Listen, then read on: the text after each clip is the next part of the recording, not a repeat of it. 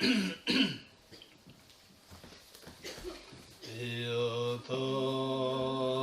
Om Gati Gati Paragati Parasam Gati Bodhisvatyata Om Gati Gati Gati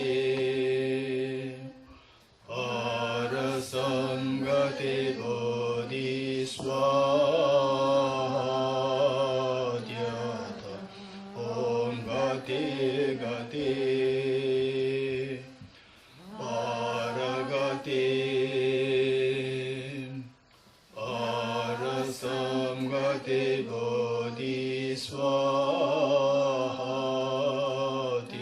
Bodhisvatyata Om Gati Gati Paragati Parasamgati Bodhisvatyata Om Gati Gati Paragati Parasamgati Bodhisvatyata Om Gati Gati Paragati Parasamgati Bodhisvatyata Om Gati Gati Paragati Parasamgati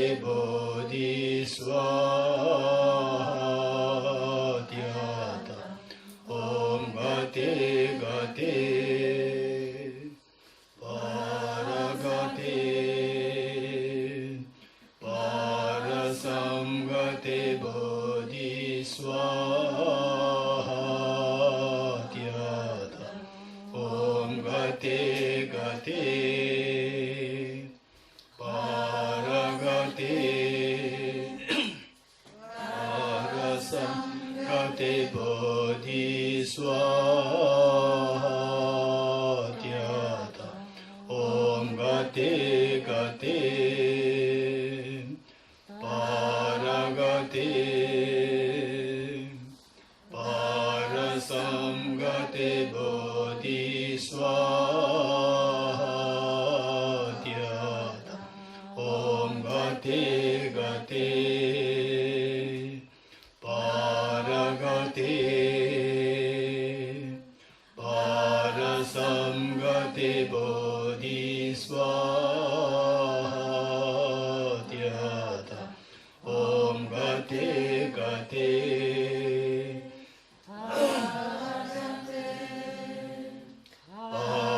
Parasamgati Bodhisvatyata Om Gati Gati Paragati Parasamgati Bodhisvatyata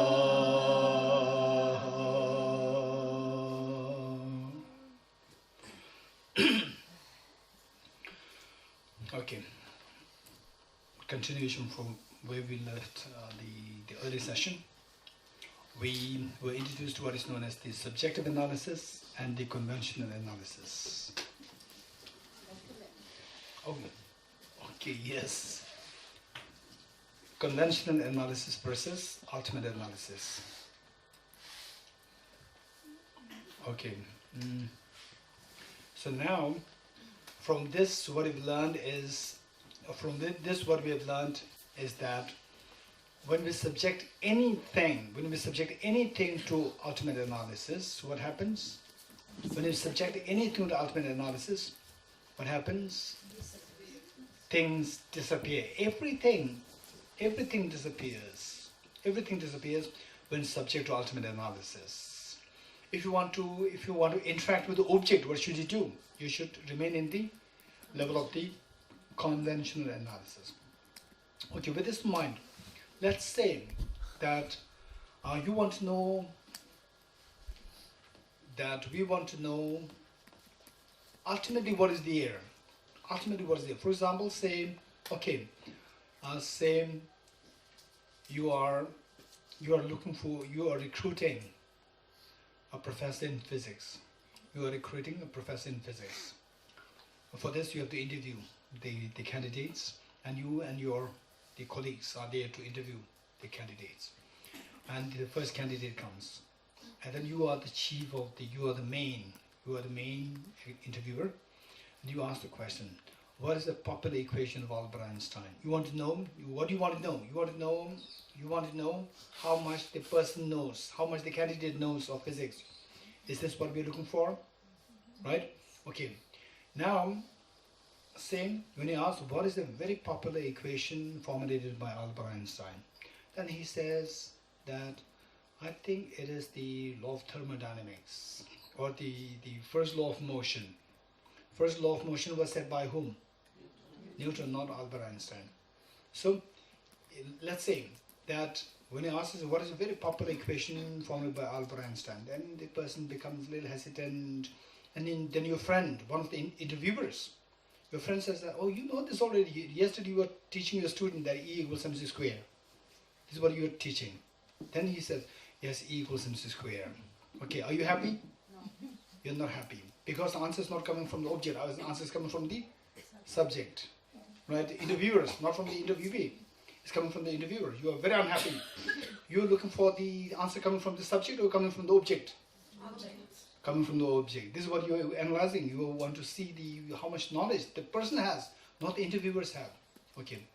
Then, how many electrons does an atom of hydrogen has? How many atoms? How many electrons does the electron the oxygen atom?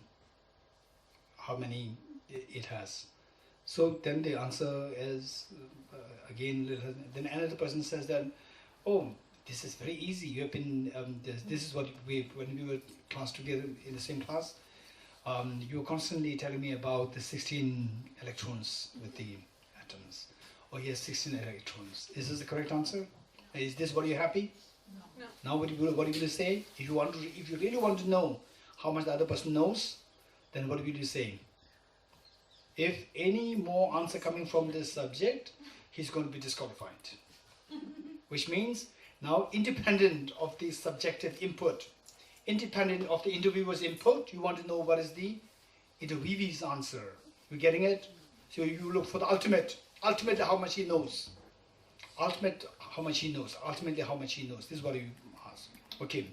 Now you ask, what is the second law of thermodynamics? What is the second law of the motion? And the person has no answer. Now you know how much the person knows. How much the person knows? Of physics, 0. Ultimately, how much the person knows? The person knows nothing. You getting it? Okay, likewise, we like to see, say the flower appears as objectively real. Yes, no? The flower appears as objectively real or subjectively real? How does it appear to you? As objectively real. Now we want to see, objectively real means as ultimately real. As ultimately real. And then, say, your mind sees this in one way, but at the same time you see these as from the object side. And you hear from R. Nagarjuna, all these great saints, they are saying that nothing exists objectively. So you want to analyze whether the flower exists objectively or not, ultimately or not. Right? You want to see whether the flower exists ultimately or not. Okay. What are you looking for? Whether the flower exists ultimately or not. This is what you're looking for. Yes, no? Yes. Okay. How does the flower exist ultimately? Or whether or not the flower exists ultimately. Right? So this you're looking for the ultimate reality or the subjective reality. You're looking for the ultimate reality. Okay. Now what are you looking for? When you go into the object, you're looking for the ultimate reality. You're getting it? Okay. Now in the process, okay, one thing is you are looking for the ultimate reality as you go towards the object. Don't forget it. Point number one. Point number two. In this quest of the ultimate reality, if you do find something, that should be the ultimate truth. Yes, no? Yes. Okay, two things. Don't forget. One, when you go towards the object, you are looking for the ultimate truth of the object. Ultimate truth, not the conventional truth. Ultimate truth of the object. When you go towards the object. One. Number two, in the process of looking for this, in the quest for looking for this ultimate truth, if you do find something, that should be the ultimate. Yes, no? Yes. Okay. Now, so if you want to go for the ultimate, you have to look in this room, which is metaphorical for the conventional domain, or you have to go to the ultimate domain. Where should you go? Ultimate. Yes, you go to the ultimate domain. Now, to look for this flower, ultimately, you have to look for the flower outside. You look for the flower outside. To look for the flower, what do you find? You'll find nothing. You're getting it? What have you discovered? What have you discovered? You have discovered that beyond this point, nothing exists. This is what you have discovered. Yes, no? Yes. In other words, in the ultimate domain, nothing exists. This is what you've discovered. Yes, no? Yes. So, from the two premises which we learned, which we posited, the first one is what? We go in search of the ultimate truth when you go towards the object. In the quest of this search, in search of this ultimate truth, if you do find something, that becomes ultimate truth. With these two things, now what have you found? Huh? We have found that ultimately nothing is there. This is what you have found. Yes, no? Yes. You have found something. What have you found? Nothing. You have found what? That ultimately, in the ultimate domain, nothing is there, nothing exists, is what you have discovered. Yes, no? Okay, I always say that I have so many gold coins. Where are they? In this. I have so many gold coins. Every day I boast that I have so many gold coins in this. Right? And you want to actually know what is really there. Then coming inside, and then you see, what do you find? Nothing is there. So what have you discovered? That I have nothing is what you have discovered. That I have nothing in possession is what you've discovered. Likewise, what you have discovered? You have discovered that ultimately, in the ultimate domain, nothing is there. This is what you have discovered. What have you found? What you have found? Ultimately, nothing is there is what you have discovered. What you have found. What you have found now? Ultimately, nothing exists. Ultimately, then the flower does not exist at all. It does exist where? What's the opposite of ultimate? Conventionally, it does exist. Ultimately, nothing exists. You getting it? Okay. Now, what have you found? What have you found through this ultimate analysis? That ultimately the flower does not exist. This is what you have discovered. This is what you have found. Yes, no? Yeah. Okay. That becomes that the flower does not exist ultimately is the ultimate truth of the flower. That the flower does not exist ultimately is the ultimate truth of the flower. You're getting it? Okay. Which of the two analysis finds this reality? The ultimate analysis or the conventional analysis? Huh? Ultimate analysis. Well, the ultimate analysis, you discovered that in the ultimate domain, the flower does not exist. This is what you've discovered, right? So that is that the flower is empty. Ultimately, that the flower is empty is what you have, what this ultimate analysis finds. So that is the ultimate truth, right? Okay. Now, by the conventional analysis, what do we find? We find the flower. So the flower is the conventional truth of the flower, and the absence of the ultimate flower, absence of the objective flower is the ultimate truth of the flower. You getting it? Okay. Let me give you another simple example. Let's say how many of you have been to the airports, to the hotels, where the X-ray machines are there, right? Okay. Say there are two X-ray machines. One is the X-ray machine of ultimate analysis, and X-ray machine of the conventional analysis, right? So this flower, if I put through the X-ray machine of the conventional analysis, what will come out? Flower will come out, right? If I put this flower, the same flower into ultimate X-ray machine, ultimate analysis, what will come out? Nothing. Emptiness of the flower will come out, right? The flower disappears, they will come out. So the emptiness of the flower will come out, right? Now, if I put this flower in the X-ray machine of the ultimate analysis, what will come out? Emptiness of the flower will come out. Now, emptiness of the flower, if I put it into the same machine, what will come out? Emptiness of the emptiness of the flower will come out. You're getting it? Again? Okay. First through the machine, which machine? Ultimate machine of the ultimate analysis. X-ray machine of the ultimate analysis. From there, you put this flower. So what will come out? Emptiness of the with the ultimate analysis, the flower disappear. Yes, no? Yes. Emptiness of the flower comes out. So, in other words, with the ultimate analysis of the flower, what will this mind find? This mind will find the emptiness of the flower. Right? From this, what will come out? Emptiness of the flower will come out. Now you subject the same emptiness of the flower into this, put into the X-ray machine, what will come out? Emptiness of the emptiness of the flower will come out. Which means that anything which you put in through the ultimate analysis, the emptiness of that object which you put will come out. Right? If you put the emptiness into this flower, what will come out? Emptiness of the emptiness of the emptiness will come out. You getting it? Okay. Yes. So nothing is empty.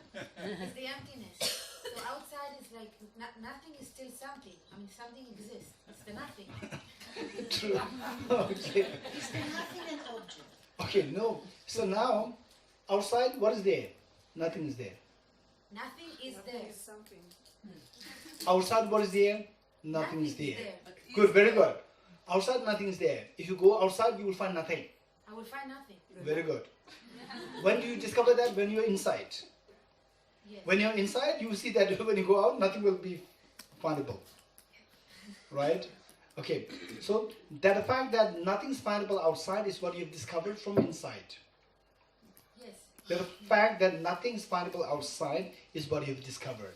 So that is known as the ultimate truth of the flower. Now tell me, this flower, you can look at, so finally what makes you think that there's a flower or there's no flower is only with Perception.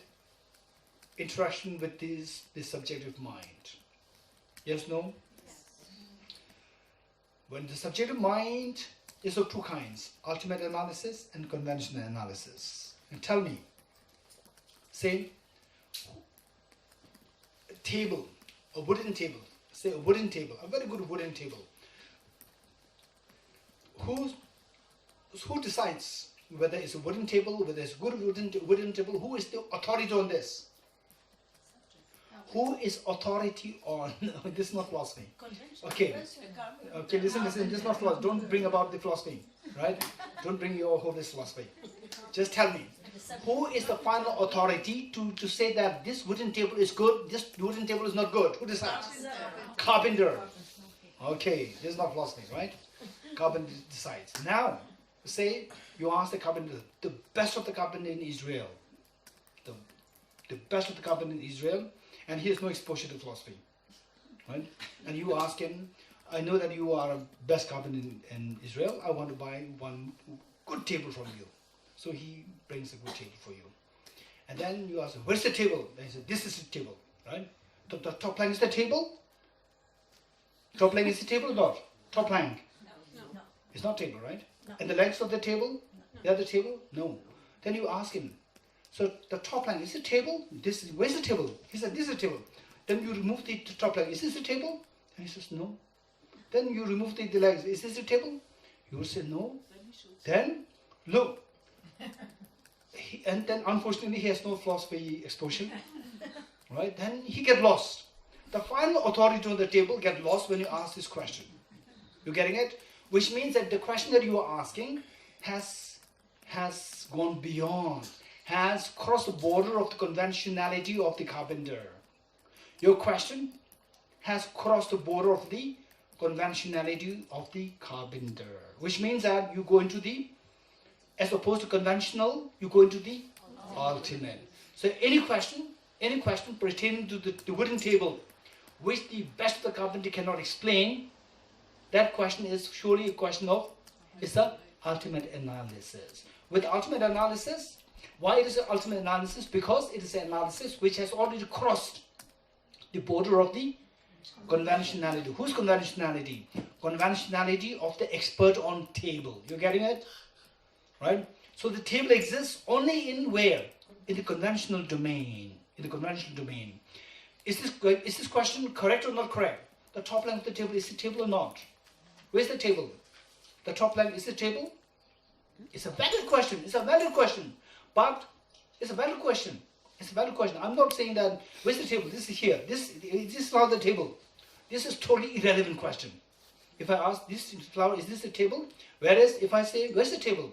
And the carpenter points to the top line. This is a table. Then you pick up this small part. Is this a table?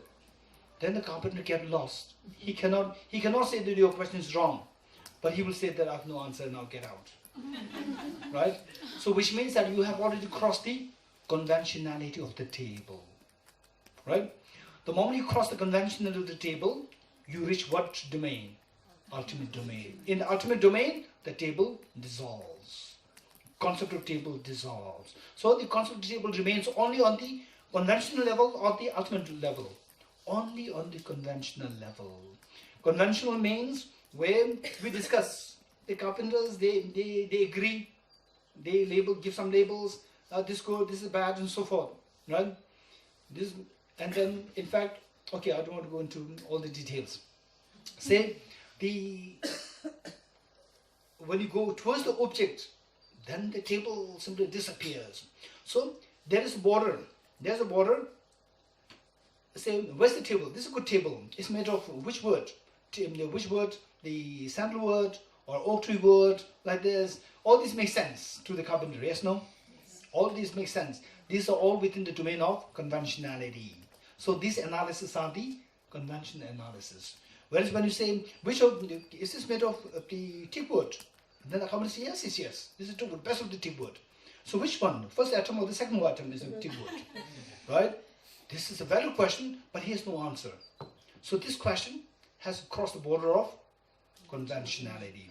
Crossing the border of conventionality, you go into the ultimate analysis. With the ultimate analysis, what happens to the table? Everything dissolves, including the table. Table dissolves. You're getting it? Okay. So now, if you really want to discuss about table, where should you be? Just on the conventional analysis. Just remain on that analysis. Remain there. The more you go beyond, it will disappear. The closer you go towards the object, it will disappear. It's not really there, right? It's just coming from our illusion, like our mind, how things appear to a mind. How things appear to a mind from the object is not really there. How many of you have seen magical illusion in your life? How many have seen magical illusion in your life? Just raise your hands. How many of you have never seen magical illusion? Okay, how many of you have seen magical illusion? A magical illusion. A magician? Okay. Tell me who likes to share with us as to precisely what kind of magical illusion you have seen. Anyone? Anyone who likes to share? One over there? To cut the girl, the sister Okay. to half. Okay. And then she moves the legs So, and the head and is this magical illusion or this is trick? it's trick. There are two things. Distinguish the two things. One is magical illusion and one is trick. Trick is not magical illusion. Trick is not a magical illusion. I saw a girl that she was lying on the air. Okay, girl lying on the air. It can be magical illusion or it can be trick. They can be, say, the glass support where the girl sits. You don't see the glass, and supported by the very fine the metallic, our thread, which is not visible. Right? As you pull the thing, it can be trick, it can be magical illusion. We never know. Anyone else? You can see people who read minds, thoughts of people that they are painting something and the other guy knows what they painted in advance. This is more, They call yes, it like illusion. this is more like reading others' mind. I see. It's not really magical illusion. Huh? What is this one? Magical illusion. What is magical illusion? Yes. What about hypnosis? Like somebody. No, hypnosis. Don't mix up to it. Hypnosis is very different. Hypnosis is where you go back in time. Well, isn't it? They could hypnotize you to feel like you're cold when it's really hot out. Exactly. So this is not really magical illusion. Magical illusion is different. Okay, it seems like Israelis have never seen magical illusion. Huh? I think like taking a rabbit out of the head or something. Exactly. Same. This is not Israeli. Okay. Let's say, in fact, okay, I will tell you one version which is so oftentimes used in the explanation of emptiness. Magical illusion, one version of the magical illusion has it that say what I have there is just the pebbles and this ordinary sticks, pebbles and sticks in front of me. Then there is some magical powder in my hand. I blow this magical powder in the air, right? And then this powder spreads in the air, and then it affects your eyes. It affects your eyes, and you are unaware of that. You are unaware of that. And what I have is just the pebbles and sticks there on my table. And then your eyes are already affected. Your eyes are subject to the object. Subject. And the pebbles and the sticks, they are the subject object. Object. You're getting it? Now, say you are the spectators and I'm the magician. Then I blow this magical powder in the air, which affects your eyes. Now your eyes are affected already. And you have no clue that your eyes are affected. And I've already done it. And then you are looking at the sticks and the pebbles which are already consecrated. And then the moment your eyes which are affected by the magical powder and the pebbles which are consecrated, when these two things come together, subject and object, they come together, then you will see in the form of horses, elephants, birds, and so forth. Right? Birds and so forth. And then, say, in the middle of the magical show, your friend comes to join you, and then you are enjoying this magical show, and your friend, the eyes are affected, not affected. No. Your friend's eyes are not affected. Your friend is not at all seeing anything there. Not seeing anything, just pebbles and sticks. And you are seeing the elephants, the beautiful houses, flowers, birds, all these things you are seeing. But your friends is not seeing that. It's not a trick. It is magical illusion, right? So now this is coming to being. This magical illusion is coming to being by the combination of your affected eyes, and the consecrated items over there. You're getting it? Okay, whereas the same eyes, affected eyes, you look at any of the object, you will not see any illusion. It must come in contact with the consecrated items, right? And with the consecrated items, where your eyes are not affected, you will not see the magical illusion. Like your friends who join you later, they will not see the magical illusion. So to see the magical illusion, you need to have the subject and object meeting together. You getting it? Okay. This is one example. Now with this, say the magical illusion. This is, why do we say, let's say you are seeing the magical illusion. Say, while it is just a pen and the pebbles, you see it as a, say, very beautiful flower, beautiful birds, the pigeons and so forth. Okay, is that magical illusion or these are real? If you're seeing it, these will say that magical illusion. Tell me, why do you describe this perception as a magical illusion? Anyone? Why is this a magical illusion? Because we've been affected. Yes, we are being affected, and you are seeing something which is not really there. You're getting it? Okay, do you agree with me or not? You are seeing something which is not really there. Right? Okay. If you're seeing something which is not really there, what you are seeing? What you are seeing is, if it is not there, then where is it coming from? From your mind, right? when something is purely coming from your mind in the ordinary conversation, in the parlance of the ordinary people, we describe something as the magical illusion.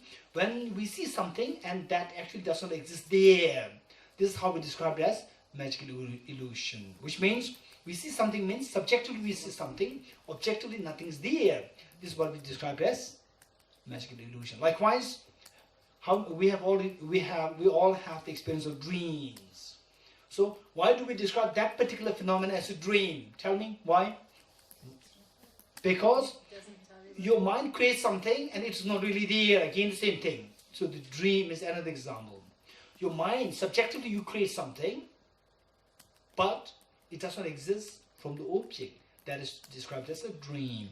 Likewise, we come to know that only with the conventional analysis, things exist. With the ultimate analysis, nothing exists. You agree with me or not? Which means the analysis is subject or object? Hey, analysis is subject or object? Subject. So things exist only by the power of the subjective analysis, right? Conventional analysis. Conventional analysis is the subject, not the object. So things exist just by the power of the subjective mind. Just by the power of the mind, nothing from the object. You getting it? Okay. So for this, we need to know that with the help of the flower, the same object, you see it with the subjective, with the conventional analysis, you see there is a flower. You see this with the ultimate analysis, you see this as empty of the flower, emptiness of the flower. You getting it? Okay, now, say you look at the other person. You look at the person. Okay, very serious, don't look at me. Look at the other person sitting next to you.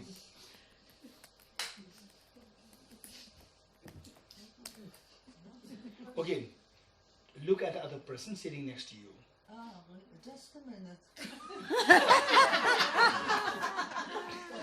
Okay, right? Okay, how the other person appeared to you, don't forget that. Don't forget how the other person appeared to you, right? Okay, now stop, don't look at too much. Okay, now, you agree with me or not? Okay, now, you agree with me or not?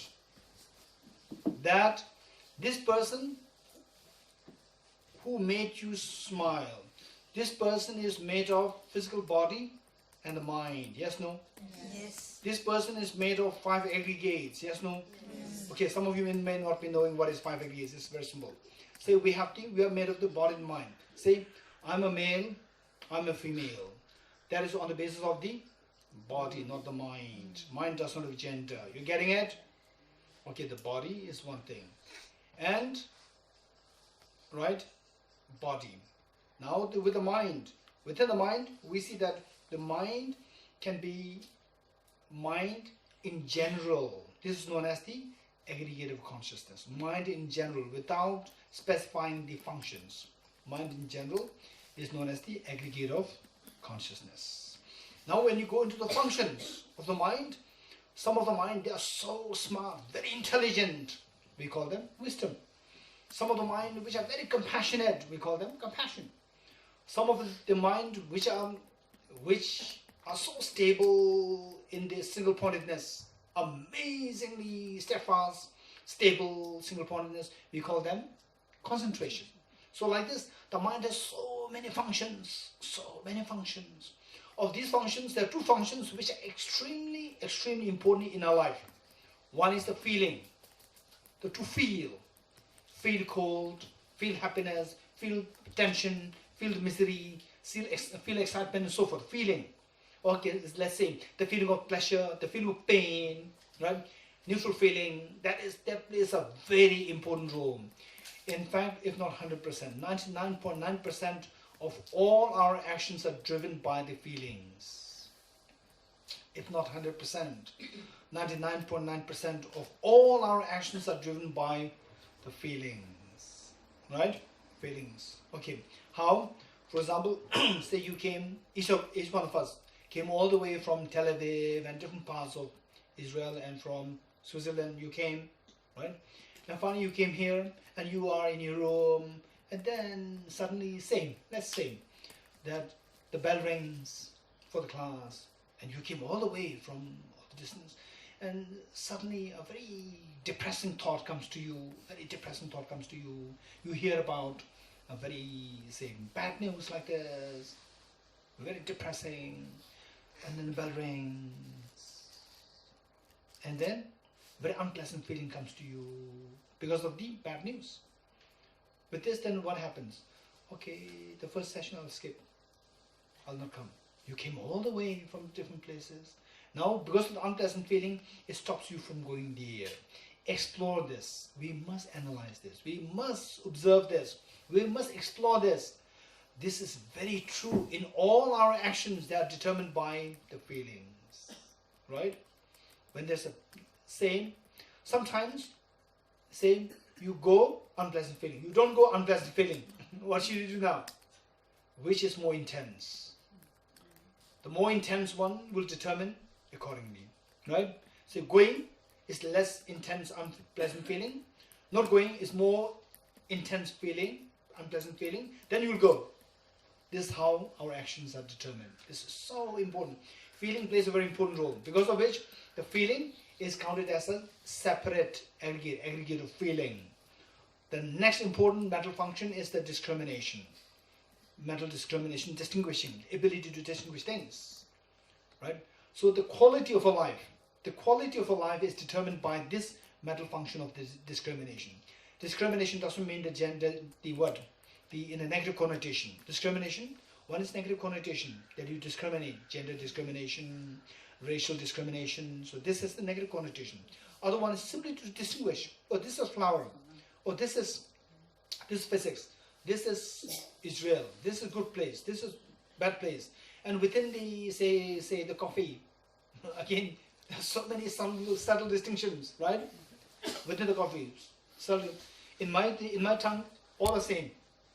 Espresso, Americano, the words, cappuccino, latte, all they are same to my tongue. There's no difference. And I don't know how people say, I want latte, I want espresso. I don't know on what basis they are saying this. Right? Which means that I don't have that capacity. I don't have that sharp faculty of the discrimination pertaining to coffee, whereas others have. You're getting it? Say, depending on how sharp this faculty of discrimination you have, to that extent is your quality of the knowledge of that particular thing. So if your, say, the discrimination, this faculty of discrimination is so sharp pertaining to physics, you become a world-renowned physicist, right? If your, say, this faculty of the discrimination pertaining to the dance movements, if it is so good, you become Michael Jackson. 100%. Yeah. Why some are Michael Jackson, why some are not? Because only like one person who was known as Michael Jackson had that skill, had that ability to teach the subtle nuances of the dance movements, physical movements of the dance. Likewise with the football, those people who have such a subtle nuance, who can see the subtle nuance of the football movements, they become messy. Others don't, right? So what I'm saying is that likewise with emptiness, such a subtle nuance you can see on emptiness. There, then all the experiences will come to you. The cutting the negative emotions, increasing your positive emotions. All this happen as we're able to have such a sharp faculty pertaining to the ultimate reality with emptiness. So therefore, this faculty of the discrimination plays a very important role in the life. That determines the quality of a life. If you go into music, what quality? What is the standard you are being recognized? If you're into physics, what quality, what standard you are recognized? If you're into practice of Dharma, what quality of the standard you are being recognized by other people, and so forth. That is all determined by the mental factor of discrimination. That determines the quality of whatever lifestyle that you are leading. This is so important. It is so for this reason that within the mind, mental factor of discrimination is counted as a separate aggregate, known as aggregate of discrimination. Okay, then the remaining mental factors, all the mental functions, we put them together, we call them as mental factor of compositional factors. So total we have 5 mental factors. What are they? The total we have the 5 aggregates. What are they? aggregated form, physical body, aggregated consciousness, the general consciousness, aggregated feeling, the feeling that we have, feel pleasure, pain, neutral, and so forth. Aggregate of discrimination, the sharpness in distinguishing things, and the aggregate of composition factors. Okay, these five. So we are nothing but made of the five aggregates, and none of the five aggregates is you. Yes, no. None of the five aggregates is you. Yes, no. Yes. None of the five aggregates is you. And if you remove the five aggregates, where is this I? It disappears. It doesn't exist. It doesn't exist. You getting it? Okay. Okay, with this, what we see is that now Nagarjuna, he explored ourselves in the form of five aggregates. He explored ourselves in the form of five aggregates. Then he said that within the five aggregates, the self disappears. It's empty. The moment we go into the ultimate, the moment we go to see where the self is, pertaining to the five aggregates, you are subjecting the self to ultimate analysis or conventional analysis. Ultimate analysis. With the ultimate analysis pertaining to the self, what will you find? You'll find the emptiness of the self. You're getting it? The self will disappear. Okay. Likewise, Nagarjuna went to explain the same self in the light of the six elements. You can do it in any way you like. You see the self in the form of the five aggregates. You want to see the self in the form of the six elements. What six elements? Element of earth, fire, water, air, space, consciousness. What we are made of? Physical body. The physical body has the solid part. Yes? The skin, the bones, the flesh, the heart, the lungs, and so forth. All the solid part, they form the element of the earth, the solid part, element of earth. And then we have the blood pumping out by the heart to different parts of the body. There's the element of water. Then we have the body heat. That's the element of fire. Then we breathe air in and out. That is the element of air. And then our body is made of, say, the major part of the body is made of just space.